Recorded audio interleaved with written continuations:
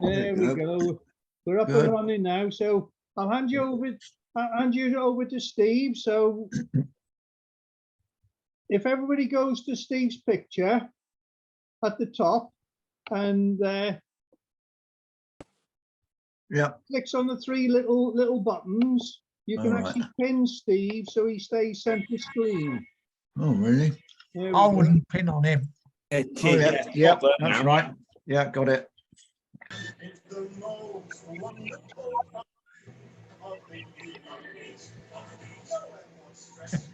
Right, shall I start? Yes, please. Yeah, Steve. go for it. Right. Well, thank you, everyone. Thanks for inviting me tonight. So I'm going to focus on nymphs tonight. So hopefully you'll see some patterns and some techniques that you might not already know. First one I'm going to do is a pattern called the Dallas Caddis. So it's a friend of mine's pattern, Stevie. So he kindly is letting me tie this. I asked him if it was all right for me to do on here. So we've got a partridge size 10 wide gate jig hook. It's a 4.6mm disco bead slotted. Now I tie these in 4mm and 4.6, but I always use the same size hook. And the reason I use that wide gate is when I tie this pupa in a minute, it gives a really good profile because you've got that wider gape. You know, if you've not got these hooks, you could just tie it on a normal jig if you wanted. I'm going to come in with some UTC 140 in brown. I'm just going to tie that bead. Is in crisis. Together we can save it. So, and then come right down into the bend. And then I'm just going to reposition this. And then we're going to get some virtual nymph skin. This is the natural. But I also do it with, they do a Caddis green as well, which is really good in coloured water. So I'm going to just cut the tip into a point. So like that. I'm going to tie that in just at the top of the bend, but as we go down, I'm going to stretch the nymph skin round. We're going to go right into this bend. And the reason I use this 140 is because I'm going to build up a little bit of an underbody here, and it just does it a little bit quicker than if you were to use the UTC 70. So no, not too much, just creating a little bit of a rugby ball profile, really. So that's enough there, get that out of the way. So we're going to wrap behind, because what we want to do is this cut edge, we need to be on the inside so that we can hide the cut with each wrap. And you're going to do some, pull it slightly. You don't want to pull it too much, because the more you stretch this material, the actual thinner your pupa will become. So you want to start with some stretched turns and then just slightly back off. And you'll actually see a crease form here. And then when I go with each wrap, I wrap into that crease. And what that does, you'll then start seeing that pupa build up.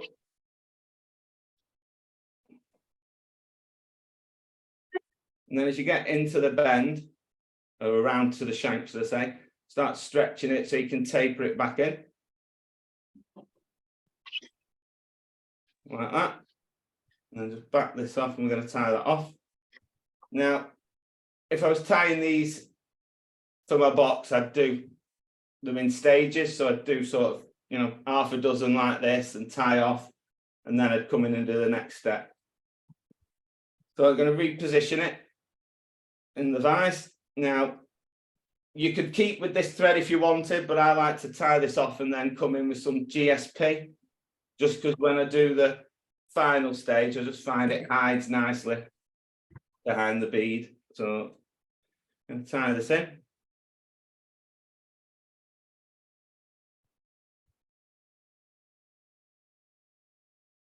I'm going to come right down to the top of that pupa there. And we're going to grab a partridge feather. Now, I've taken this from the bottom of the back, so where the brown feathers are, so not up at the neck where they're quite grey. And we're going to just take all the gunk off. So I'm going to then get a hackle plier and just grab it at the tip and then pull it back, because we're going to cut this part out to create a V. So if anyone's got any questions when I'm going, just jump in. Tim will answer them for me. So put the V out there like that. Now you just need to be careful here when you're tying this in. You don't want to. You want to start with loose wraps, because if you pull down on it, you'll just flare this up. So you don't want it too long. You just want it slightly over the back of the hook. Pinch it, and a couple of slack wraps, and then down into the hook, and you can tie it tighter, and then it'll sit nicely then. If you were to tie tight, that will all just flare up and won't sit well. So, and then come back down to the base, and we're going to tie now in some bubblegum chenille. So they do this in a few different colours. This is actually called the Dallas Caddis colour. They do a Caddis brown as well. This is a little bit olivey and brown rather than just dark brown. So expose the tips there. I'll lock that in. Now I always leave a little bit there so that I can actually work with it. And you can almost set that partridge then, if it's, if you needed to pull a few to the back, you can actually adjust them. So wrap it round. That's actually set quite well. So turn there, and then you're just going to wind that up to the bead. And then this is why I use the GSP, because if I was to do that with the UTC, you can actually see a brown collar there. This just almost disappears once you've tied it on. I'm going to nip that out.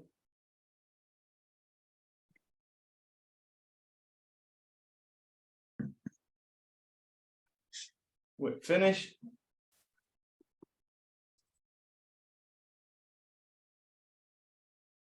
It's as simple as that.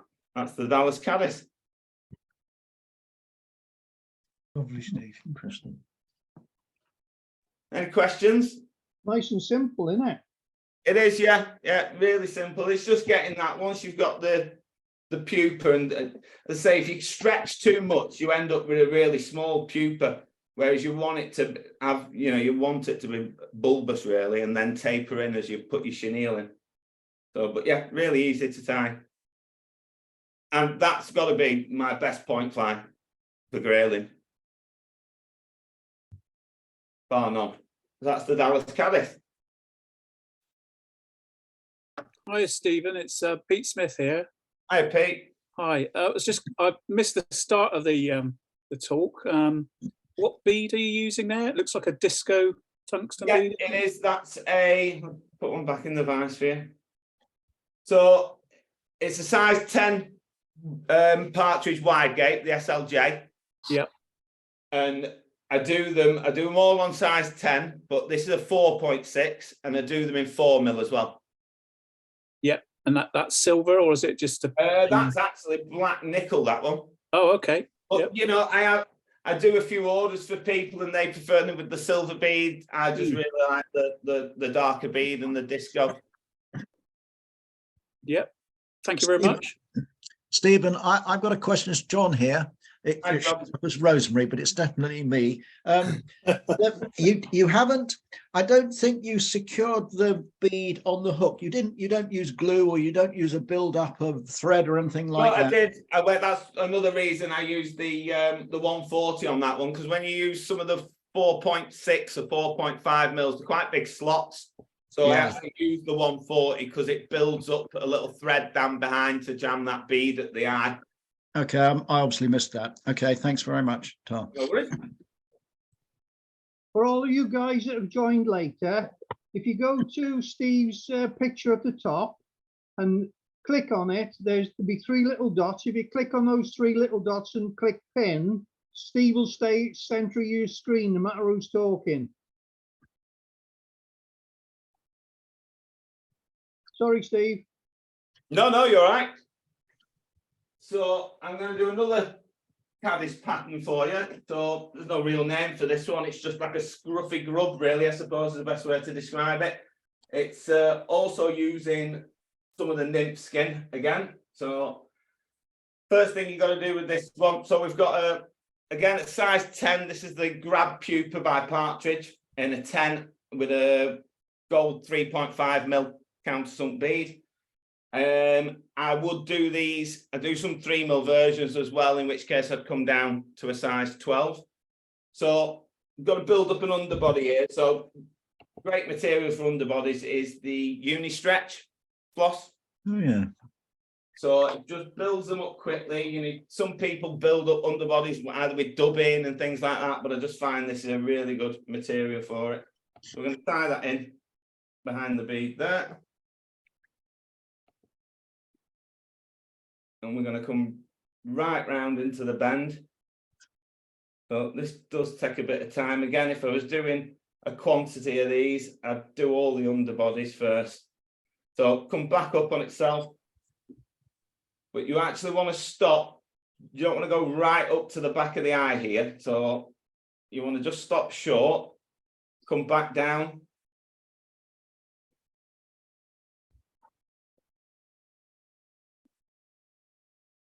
And then stop short of where you ended before, back up. And you're always going to finish at the same point at the top, back down. Back up. So it does take a bit of time there. So basically all you're doing is you're building up a tapered body. Yeah, in effect, yeah. Yeah, okay. Yeah. So, and then when I get to the last bit, what I'll always do is I'll just spin this anti-clockwise just to flatten it. And then I'll just smooth this out a little bit.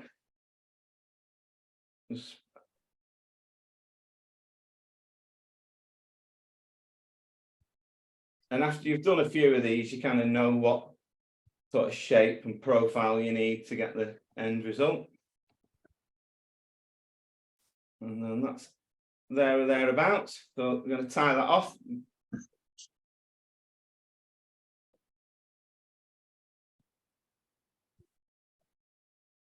Get rid of that.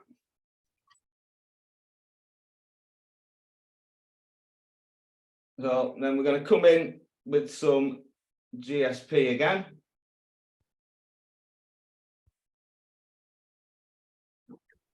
Just tie that in.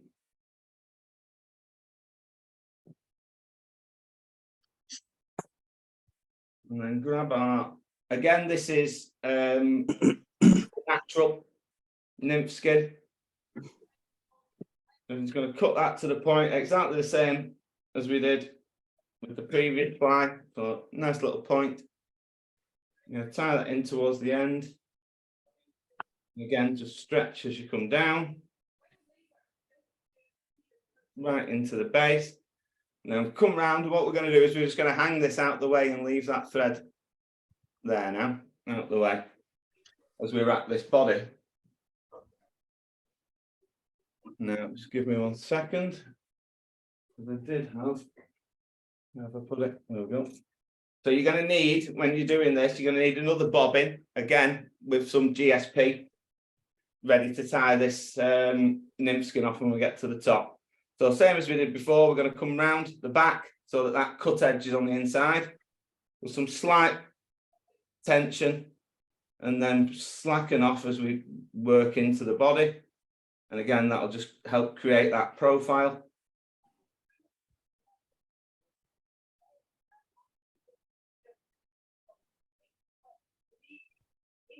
And just following those creases as you come up.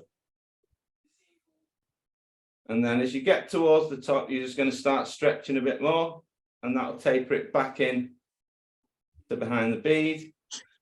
And then this can be a little bit tricky because you tie that in. You could, if you wanted, tie this in before and hang it off you. So we're just going to lock that off.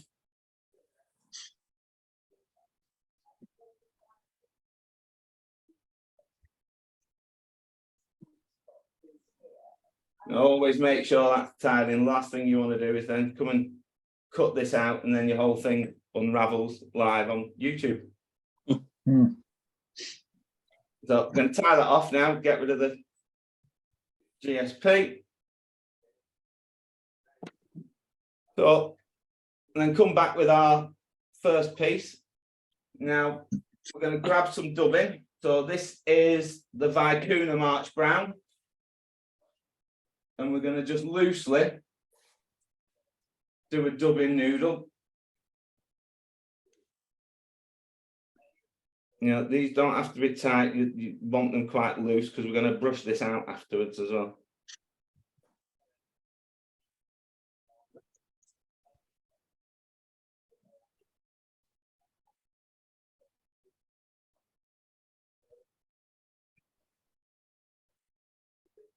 So what we're going to do now is we're just going to follow the segmentation that we've created with that nymph skin and wrap this dubbing.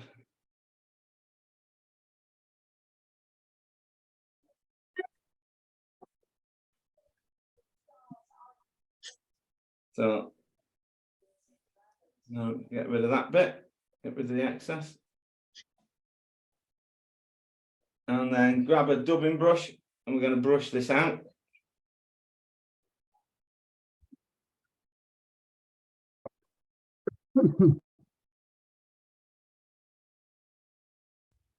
Like that. So then I'm using some more Vicuna, and this is the Peacock Black.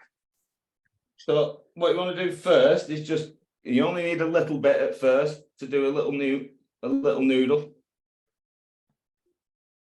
Because what we're going to do is going to just put a little base down there like that. And then sometimes I've got these in the boxes, but it's actually sometimes easier when it's in the bag, because if you cut the corner off, you can pull this out because you want it to top end.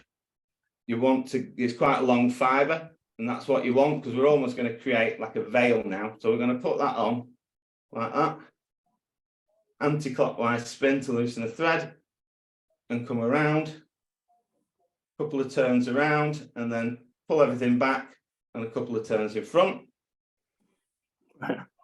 Sometimes you want just a touch more underneath, so I'm going to put a little bit more there as well. Do the same again. Catch that, come in front, tie it off.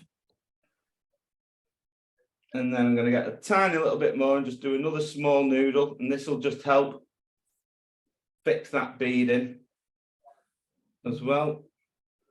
So we're going to tie in like that. Then we're going to tie that off. Now that looks an absolute mess at the moment, but if you give me a second. So now I'm not just doing this to show you what it's like when it's wet. I do actually, when I've tied these, I do always pop them in a little bit of water because I find it helps set the dubbing. So if I take that off, I've got a little bowl here with some water in. And you'll see how well that looks when that's in the water. Yeah, if you want, you can trim a bit of this off at the bottom if you think it's a bit too buggy. I quite like how that looks though. And that's the Scruffy Grub. Any questions? We're all just stunned. Can you show us the packet of the stuff you just tied in with, please? The dubbing or the dubbing? It's actually just in a box. It's just Vicuna.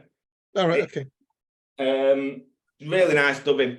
Really nice. Really long fibres, which you can see there. You know, with some dubbings, you wouldn't get that sort of nice shook sort of profile. What was the last one you put on, Steve? So the first one was March Brown, and that's the one we wrapped around the body. And then it's the Black Peacock is the one around the collar. Hey, and what was the final one you put on a different one? Was that the No, same? no, I thought that was all. This one up here was all just peacock black. Right. Okay. I thought you were using something different. Yeah, no, it was just all peacock black. I just applied it slightly different. So I did a noodle, then the veil, and then a small noodle. It's just because we've not fixed that bead. That last bit just helps fix the bead in place and stops it spinning. Steve, where's the JD?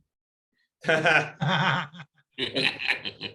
was wondering when you were going to pipe up, Alois. Yeah, I was a bit late. It's Sorry. all right. I'm being good tonight. I No, thought I'd try JD. to tie a decent fly instead of making them all look like Tim's shit fly. So I'm being, although you say that, I am actually picking my friend up from the airport at 11 o'clock who's flying in from Madrid. So we'll probably have some later on when he gets back here. Okay. So, And this is a Caddis pupa imitation, or what's the normal it insect? is, yeah. So did you see the first one, Alois? Or No, sorry. so there was a bit of a theme here, the Caddis I theme. wouldn't bother. Did a Dallas Caddis to start with, Ah, and then just the Caddis pupa. different hooks. I do a few with a similar. I'm not going to tie this one, but I'll show you. It's very similar technique, and that's one that I do for grayling as well. But that's got like a lateral line on it and a hot spot. How'd you do that then? With a lot of patience. It And I marked cheated. I sharp. thought there is no way for my first video I'm tying that one live. So I chickened out and did the easier one. Don't lie, they're the ones you buy. Oh, hello, Chris. Hello, mate. Right. Oh, Chris. Hey, up, Tim, you all right? Yeah, you're right. Yeah, good time, mate. Good man. Bear with me, I just need to change some thread here.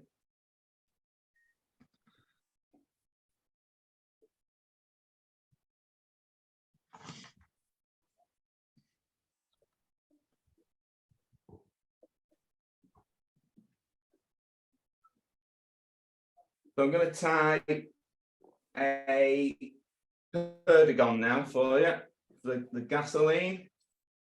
So it's using one of the tactical jig beads or the jig off beads, whatever you'd like to call them.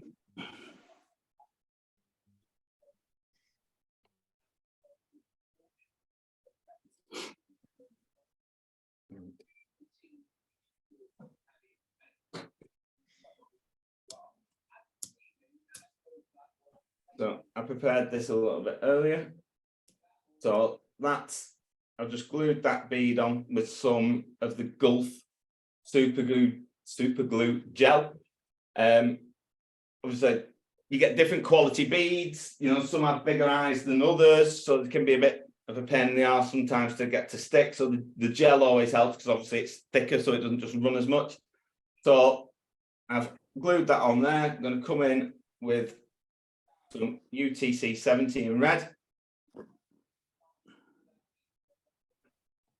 What size hook is it, Steve? That is a size 20. I'm not. How big's the bead? The bead is that's a 3.5. That's the great thing with these jig beads or jig off beads is you can actually, because of the shape of them, get away with a slightly bigger bead because it doesn't cover that gape. Yeah. So I'm going to take some cock dully on.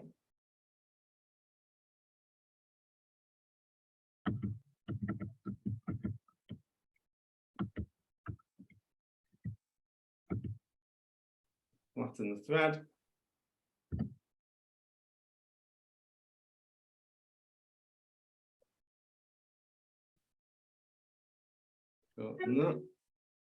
Come up to the bead. Put that out. And then we're going to use, this is some Hen's Perdigone body material.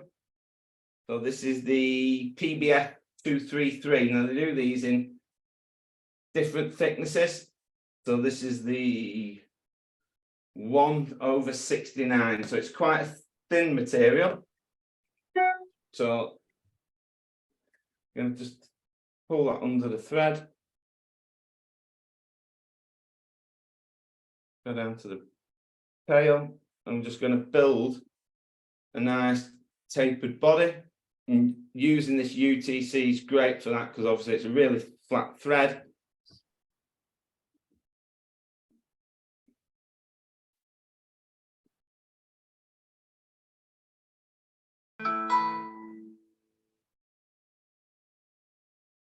Evening, Mr. Woods. All right, Pete. Right, so we're going to wrap this now. So because it's thin, you sometimes you're going to have to do a couple of layers. And the idea with this, it actually creates almost like that petrol type of look that you get in a puddle. So come back down.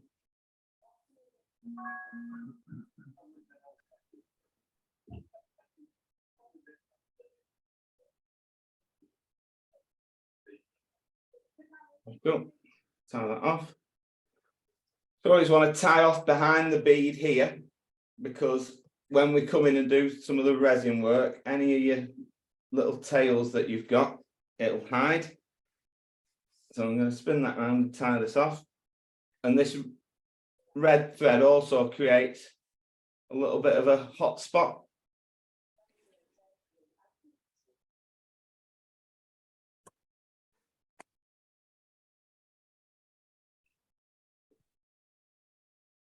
So this is Gulf Thin Man, but you can use any resin that you like, but I'd recommend you use quite a thin one for this part.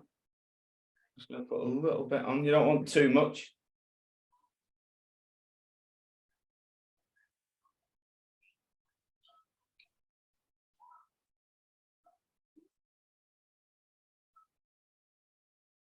So and then just evenly spread that out.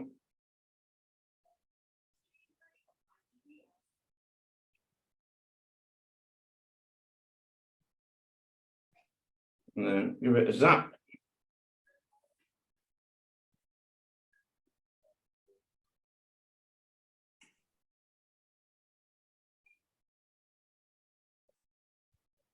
And then what I'm going to do is just reposition this. I'm going to just bend it down a little bit because I'm now going to come in with some black resin. Now, if you've not got black resin, you can use nail polish.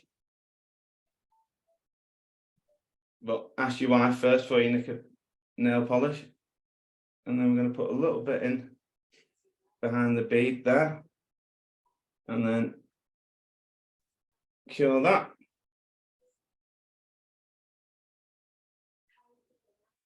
So that just acts as a wing bud.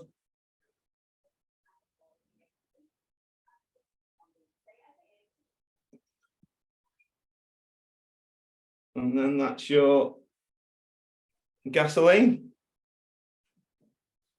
Now that to me on the screen looks purple, but when I'm looking at it, it's actually like got a greeny tinge, so it's not coming up as well on that camera looking at it.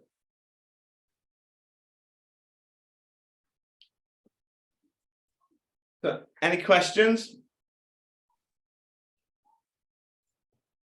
That'll float upside down as well, or it'll ride that way. Yeah. Perfect for bouncing off the bottom. Yeah, I love fishing Perdigone. Some people get on with them, some don't. I do a Perdigone as well, which I'll tie at some point if I'm invited back. But I think the great thing with these is obviously you can fish small flies with bigger beads as well.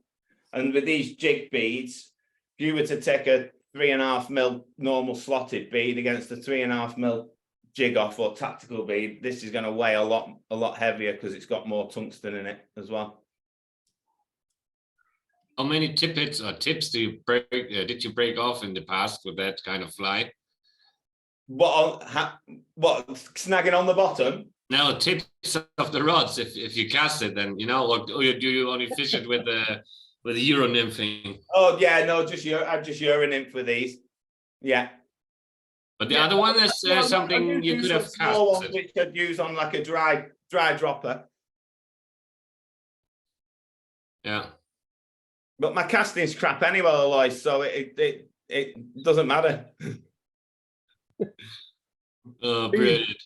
Stephen, what difference does it make if you use a different coloured thread base? You can use whatever thread base that you'd like. I mean, that you could use a black if you wanted. I just like that it gives you that red hotspot colour. But because the material's almost iridescent, putting the red underneath, it's really hard to see. If you were to look at it in the flesh, it actually does look petrol-y to me here, whereas it looks quite purple on the screen. Yeah, thank you. No problem.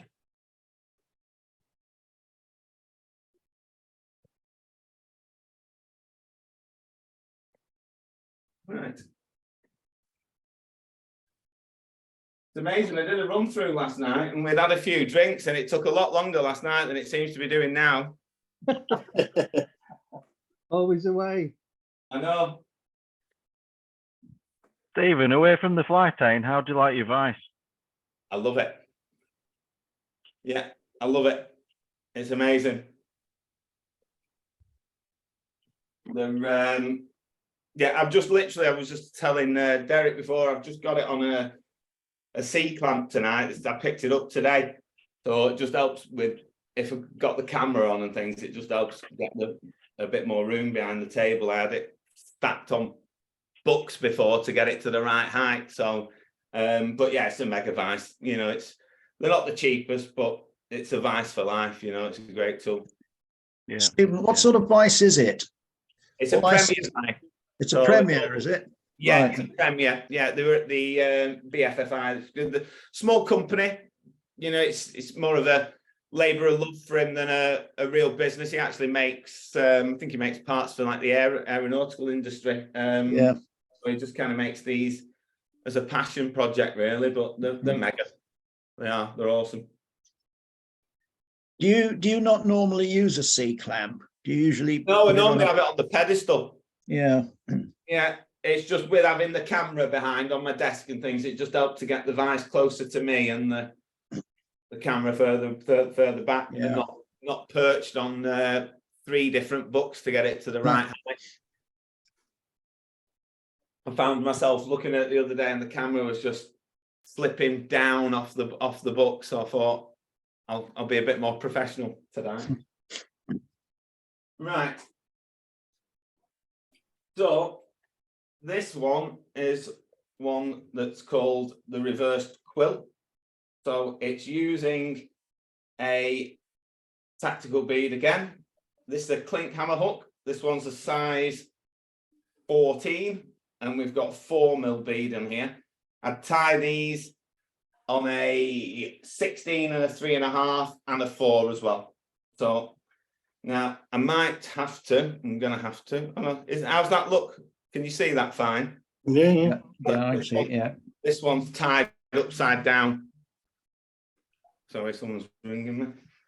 Right, so what we're going to do on this one, we are going to create a little bit of a hot spot, but in front of the bead. So we've got some, this is Glow Bright number 4. Now, again, it'll all depend on how good your beads are to how much of this you're going to need. So it's a bit of trial and error as you go to get the right amount on. Because what you want to do is you want to just create a tiny hot spot in front of this bead here. So we're going to just do some wraps and you just want to keep testing how much you need to get it to the right amount. So we're not, these are quite good beads actually, so we're not going to need too much there. So that'll do us. I'm just going to tie that off.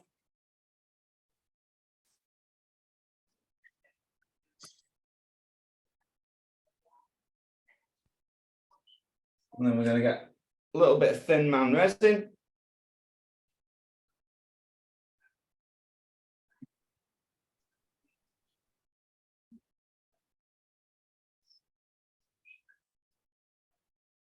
A little bit too much there, so we'll get rid of some of that. You get your jig off beads from Ian, get slotted.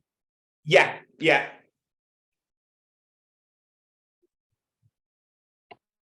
So, and then rotate the vise. Push your bead up and give it a zap, and that'll hold your bead in place as well.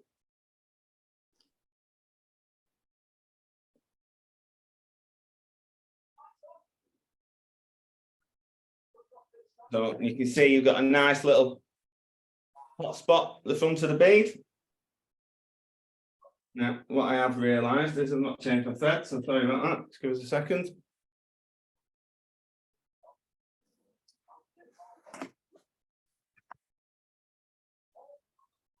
So this is, again, UTC. This is the olive and 70.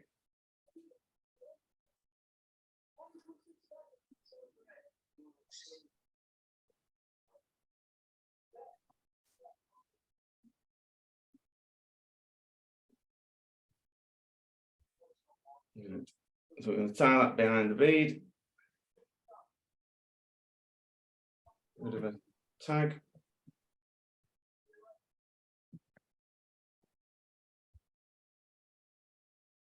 And then I'm just going to reposition this to tie the tail in. So you don't want to come around too far. So I tend to do it just where it hangs to the point of the hook. And again, we're going to get some coq de lion.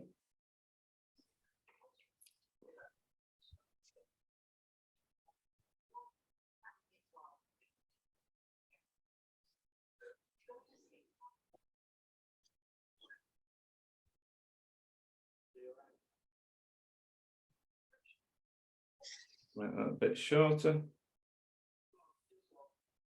Perfect. Go right up with that so we get a nice smooth body. Cut that out. Then we can reposition that again now.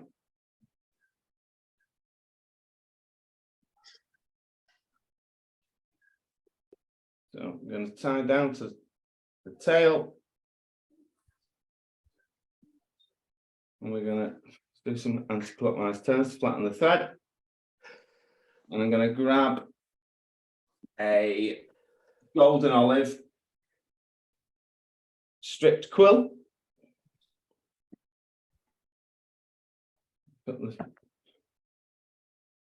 So I'm tying this in with the dark section to the top.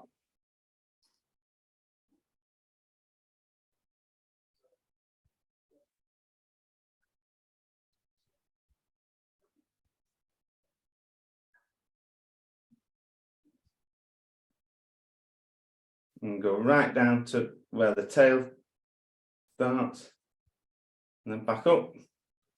Then we're just going to create a bit of a profile, a bit of a taper. Again, flattening a thread so we get a nice smooth body.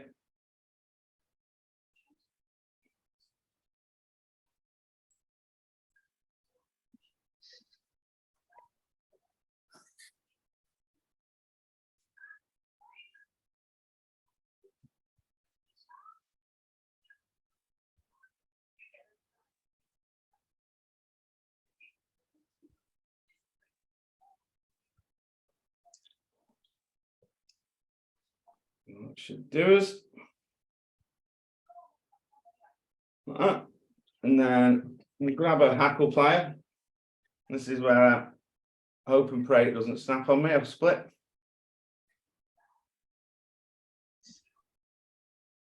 We're just going to wrap that round. Some touching turns.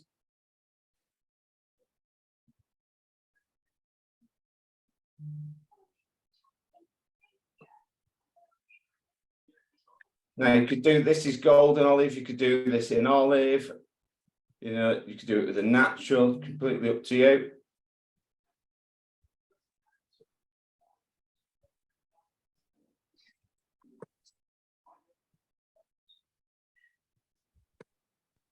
And I'm just going to tie that off.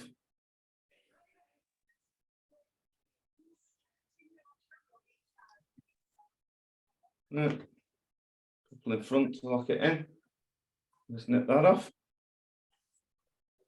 Then we're actually going to tie this off. Again, always tying behind the bead, that way any of the little tags are out the way after.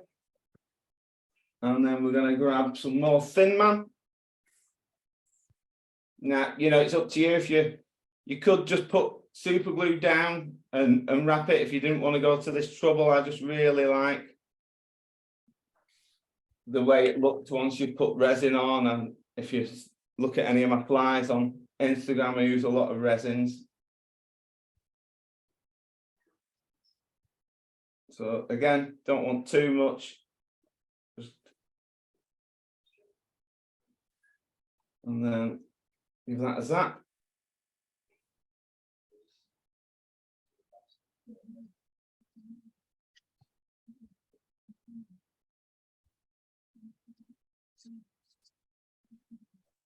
So I'm just going to straighten this out a little bit here, because I'm going to put, and this is optional, you don't have to do this if you don't want, completely up to you. I'm just going to put a little black dot on the top of the bead there to act as a wing bud. Zap that before it all runs down.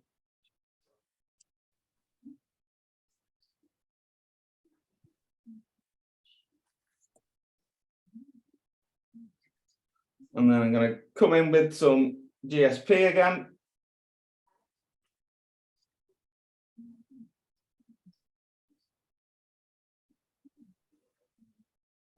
And then we're going to just put a thorax on. And this is the Whitlock's Dubbing Blend, the SLF.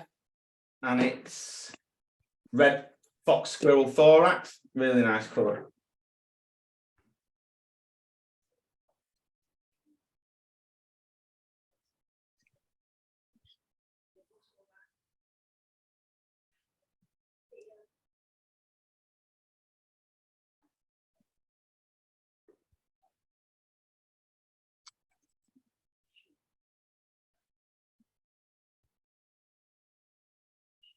A little bit more.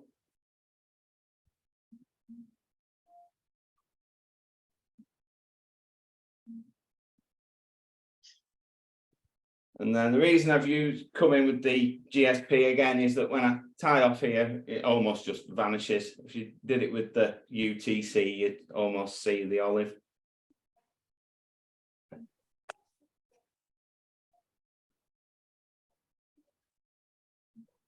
Like that. A bit scruffy, so we get some of these, get rid of a few of these straddlers.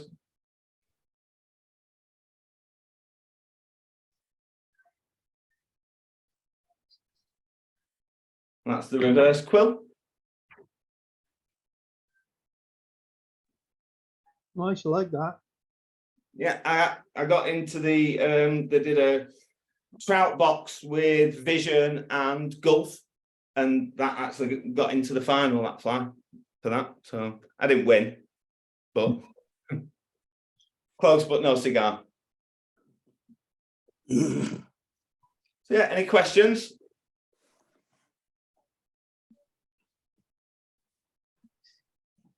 How long have we done there, Derek? They're all on mute at the minute. That's all right. 20 to 8, you got plenty of time. God, I've zipped through them. That was I've got one more fly as a backup. Yeah. I did some practice runs, and just shows what happens when you drink and chat nonsense at the same time. It drags out a little bit more. So I'll do you a Beetle pattern that we used last year on the Derwent that was really productive for us. So just bear with me, I'm going to change the thread again here.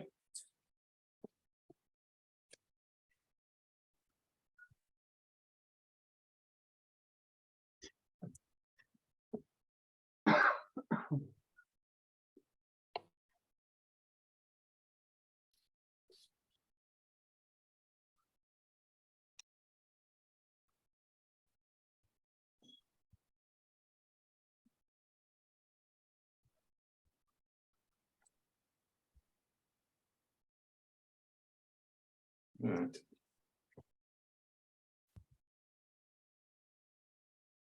Right, so we're going to take the normal dry fly hook. This is the standard dry partridge. This is a size 14. And then black UTC 70. And just put a layer of thread down.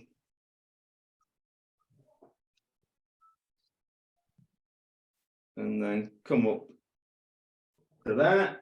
Now, this is just some Vineyard's closed cell foam in black. So I'm just going to put it to a point.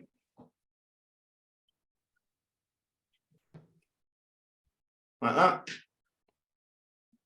What we're going to do is just nip that in. Now, when you're tying this in, what you want to do, you don't want to crush it all down. You actually want to try and leave some almost like bubbles. I think it helps with it floating as well. And then you're going to want to come right down into the bend. And we're going to take a piece of, this is Vineyard's UV straggle in extra fine.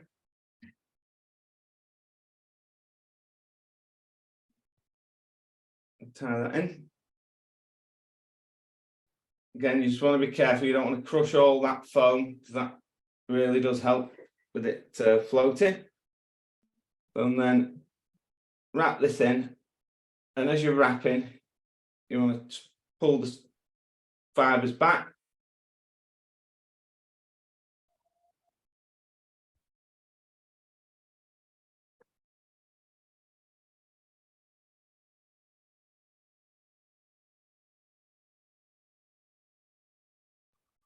And tie that off.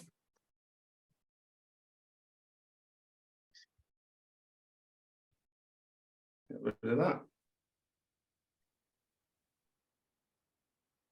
So, and then take your foam, pull it forward, just do some anti-clockwise turns just to back that off a bit, and then do a couple of turns, tie that in, and then just work your way to the eye, just stretching it as you go, and you want to come right up tight to the back of that eye here.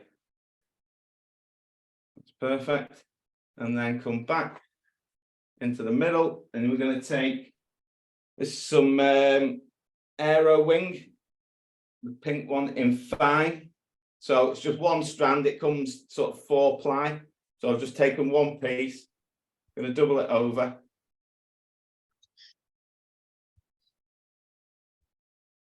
Tie it in there.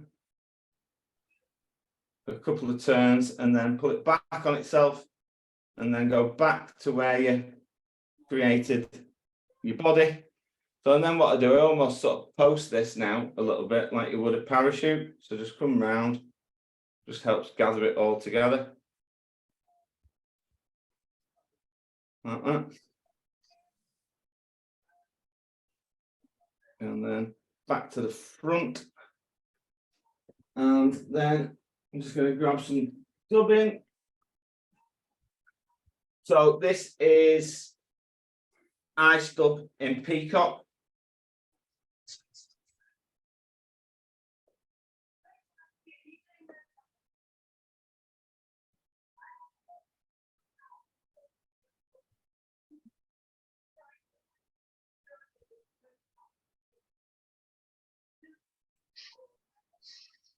Create a nice noodle.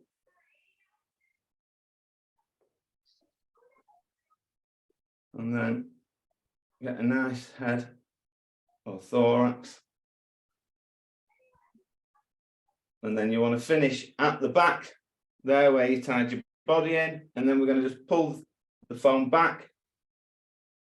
And as you pull it, give it a bit of a stretch, anti-clockwise turn again. And then create your head. And grab your scissors. And almost as you're pulling up, push down, snip that off. Get a bit of varnish.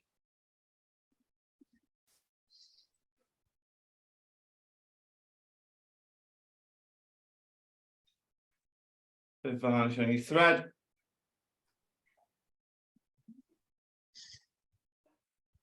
And then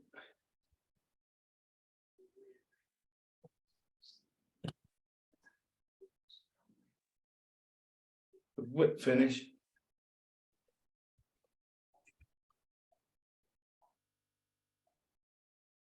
That out. Just neaten up here a little bit. And then you can come and cut your starter out. And that caught some really good fish last year on the Derwent. It's going to float all day long, isn't it? Yeah, simple, really easy to tie. You know, you can knock it. I would do these, that's the 14s. I tend to do, I've done that really just to make it a little bit easier on the camera. I'd do them in the 16s normally. Nice. Oh. Steve, is the pink arrow wing, do you just regard that as a sort of a sighter Yeah, when you just see the fly? The thing with this is because it's closed cell foam, Yeah. it does sit really low in the water. If you were to use an open cell, it'd probably ride a lot higher. So you need to really gink this up, and it does, you know, after every couple of casts, you really need to gink it or dress it with some of the Hunt's original. Yeah. And that does just help sight it. Okay, thank you. Doesn't act as any flotation or anything like that. It is really just a sighter.